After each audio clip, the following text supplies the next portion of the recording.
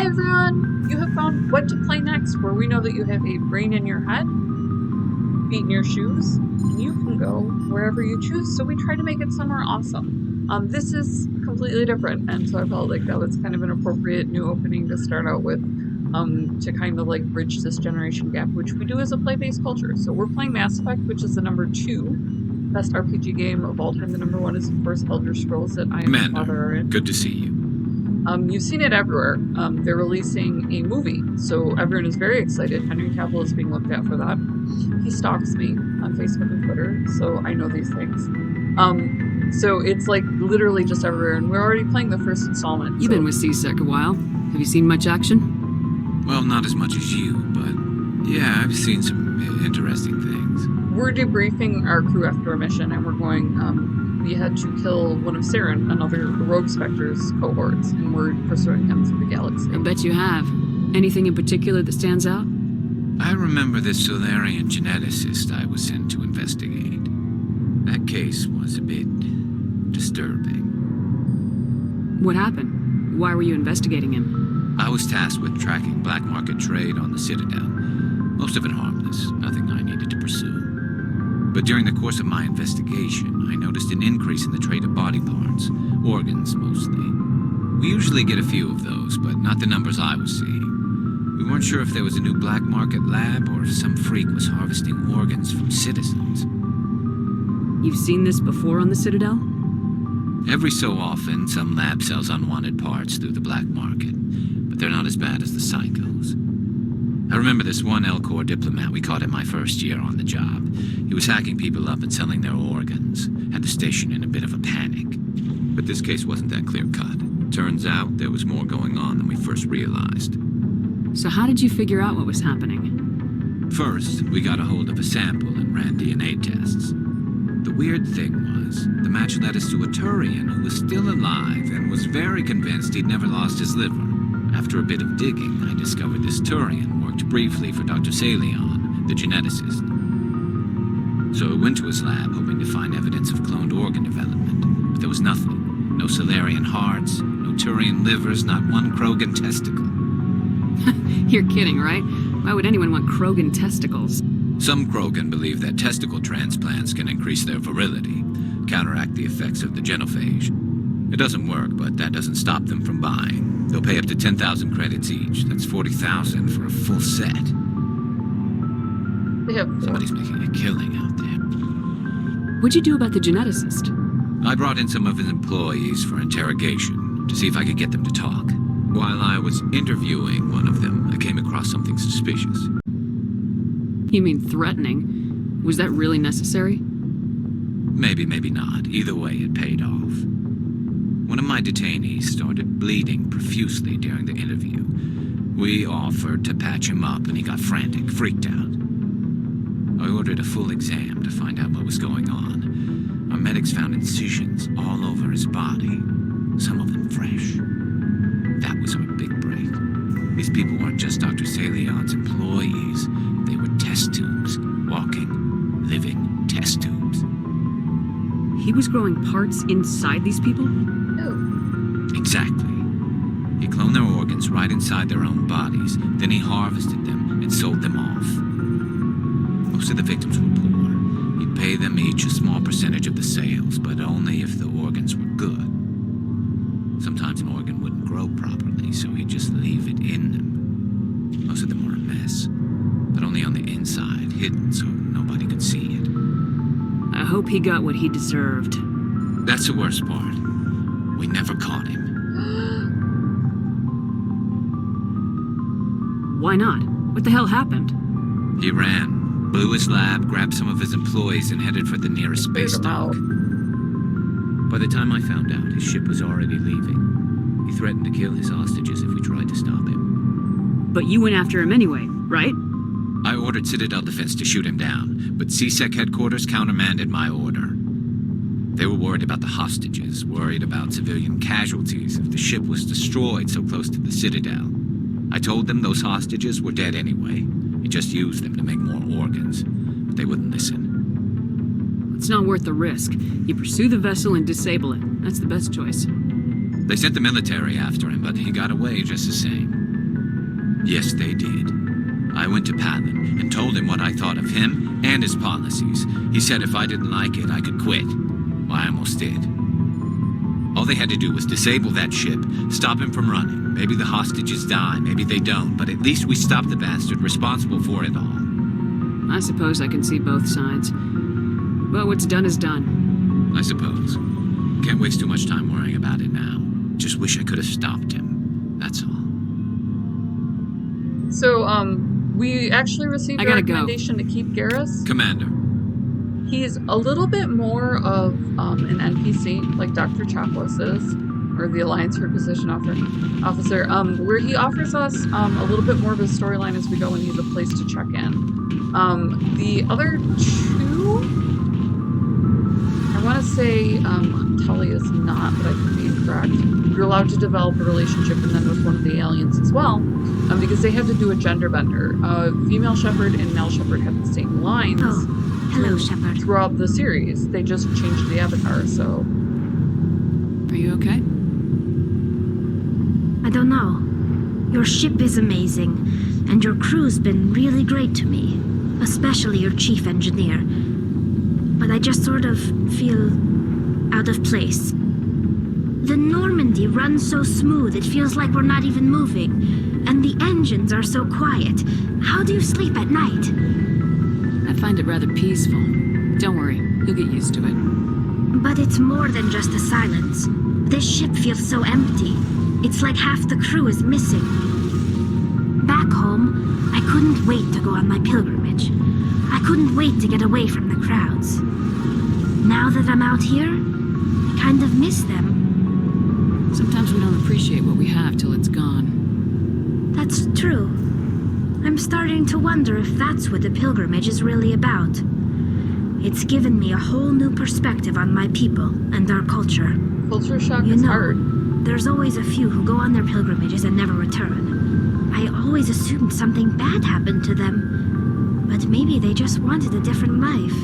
The Amish do that. It's called a Rumspringer. You're required to do your Rumspringer before culturating because it's so difficult to live without technology. You do plan to return to the migrant fleet, right? I could never abandon my people, Shepard. I will go back eventually. But we have to stop Saren first. Otherwise, I might not have a home to go back to. They do it more like I should go.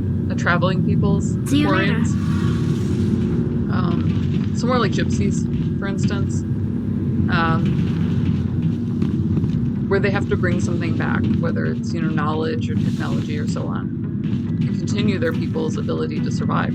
Honestly, so fairly peaceful, but they did screw up and create the gap, which then broke free.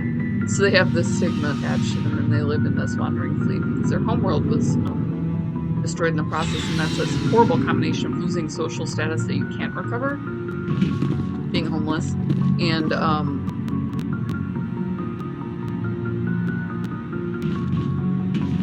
then at the same time having made a social gap that affected other races, and that could just destroy people. Houses have fallen for that. So let's go pick out a destination.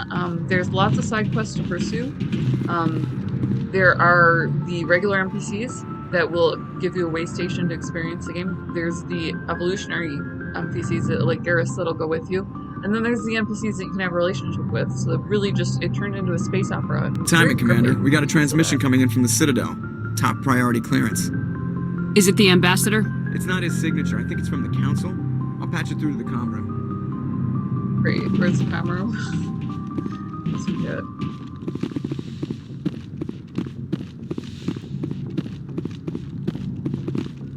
Commander Shepard, we've received information that may be critical to your mission against Saren. I'll take all the help I can get. We've received an urgent message from one of our infiltration regiments in the Traverse. You mean spies? Spectres tend to attract attention, Commander, but they are only one arm of the Council. Special task groups are often a better option for monitoring developing situations. We currently have several infiltration units scattered throughout the border regions of Citadel space. This particular unit was gathering intel on Saren. What did they find? Unfortunately, the message we received was little more than static. The infiltration team must be in a situation where they can't set up proper interstellar communications. But the message was sent on a channel reserved for mission-critical communications. Whatever they were trying to tell us, we know it was important. Considering your interest in Saren, we thought you might want to investigate this. Find out what happened to our team. The signal originated from the planet Vermeer. Vermeer. I'll look into it. The Council prefers not to become involved in the specifics of Spectre activities. We only want you to be aware of all your options, including Vermeer. Good luck, Commander Shepard. We will keep you advised if we learn anything else. Alright. So I like to pump up my Paragon. Whether it's the fact that I'm attached to Angel's Wings, or just that I like landing on the right side of the law, and just the responsibility of this license is, you know, you're a representative. So this is no variant. Like this was groundbreaking because it not only gave you those NPC experiences, but it also gave you these sci-fi overlays that everyone loves, had a fully fleshed out world, everything like that. And it did the gold box where you can load your character into the next one, and we've been missing that in gaming. So fairly habitable. It's by Novaria Development Corporation. They lease out labs. It's too dangerous or controversial to be performed elsewhere, so it's very isolated on purpose. We pretty much finished exploring the galaxy. Like anything that had minerals and so on, we did loot out. So we can go ahead and do the jump to hyperspace. Remember how to do that. Zoom out. Hate it when I have to use controls in a minute. No, that's my finger equipment.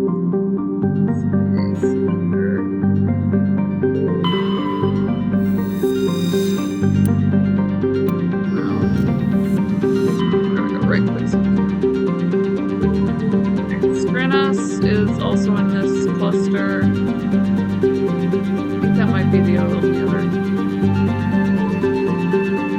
We'll travel within the cluster and then we'll zoom out one.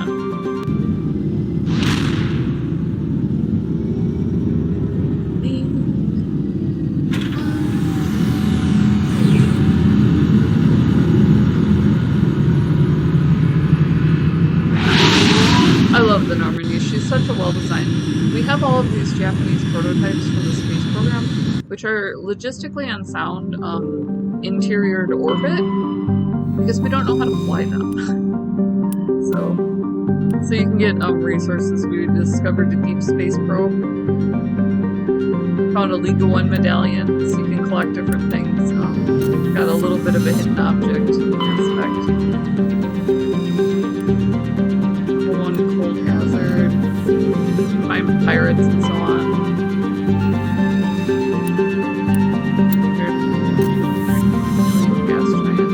I did take astronomy. In university, which is an awesome class. Definitely take it if you ever get the chance. It's so worth it. Because it does show you, like, you have an understanding of what this is. That is so great if you encounter anything like this, even if it's just a video game. So, obviously I'm going to go through and survey this. There's not much here.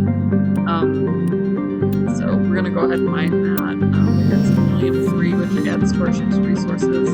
Kind of like Star Control, we could do that. But there's not much else. I do want to follow this one all the way across. So you don't see the corresponding planet. Sometimes you can find like a hidden ship or something. But it looks like this one just has an orbital, which is very strange. A meteor cluster, maybe. Something like that. Sometimes does show up. But it's looking like this entire... So I'm going to go ahead and cut it here. So this is an amazing game. It's gripping, and it's a saga, and we're playing all the way through just to be able to load our character into Mass Effect 2. I wanted to play so badly my Commander Shepard and keep that experience and just see what it was like, because I haven't had that since I was like 8. So super excited for that, for the movie. We do have merch in the link below, so if you want a promo, what to play next, all you have to do is type it in YouTube. So, you know, buy a mug and tell all your friends. We love having you along. Subscribe, like, comment. We love talking to you guys. Or if you just want gamer coffee delivered to your door, they can relish your grind and your flavor. They have gamer needs and everything bring something extra to your month, and they do let you put your logo on merch, so you can co-op with them. So that's in the description below, so it's a game if you want to play along. We love you guys. We love that you came along for the ride. Stay safe, game on, and we'll see you in the next video.